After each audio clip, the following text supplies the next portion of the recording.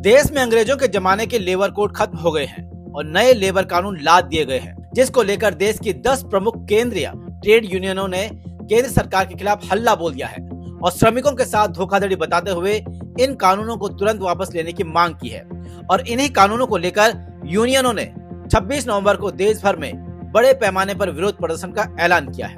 दरअसल ये कानून तो पहले ही बन गए थे साल 2020 में, लेकिन अब लागू किए गए हैं। जैसे ही बिहार जीत का जोश बीजेपी में आया, इन कानूनों की सरकार ने खूब तारीफें की हैं और कहा है कि इन कानूनों से श्रमिकों को अधिक सुरक्षा मिलेगी, प्रक्रिया सरल होंगी और कंपनियों को लचीलापन मिलेगा। लेकिन ट्रेड यूनियनों को ये कानून श्रमिक विरोधी लगता है, क्योंकि नए कानूनों के हिसाब से 100 की जगह 300 कर्मचारियों वाली फैक्ट्री भी सरकारी अनुमति के बिना छंटनी कर सकती है। फैक्ट्रियों में 12-12 घंटे की शिफ्ट हो सकती है और महिलाओं को नाइट शिफ्ट में काम करना पड़ सकता है, जिसमें यह भी प्रावधान है कि यूनियन को हड़ताल करने के लिए 14 दिन का नोटिस देना होगा, जबकि यूनियन मान्यता के लिए 51% सदस्यता जरूरी होगी।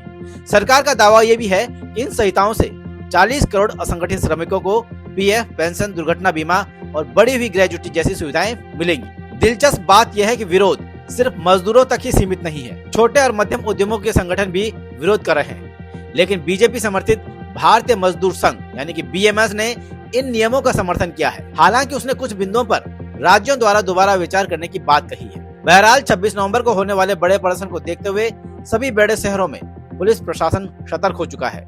यूनियन ने चेतावनी दे चुकी है कि अगर सरकार ने संहिता वापस नहीं ली तो संघर्ष और तेज होगा। Bureau report, news trial.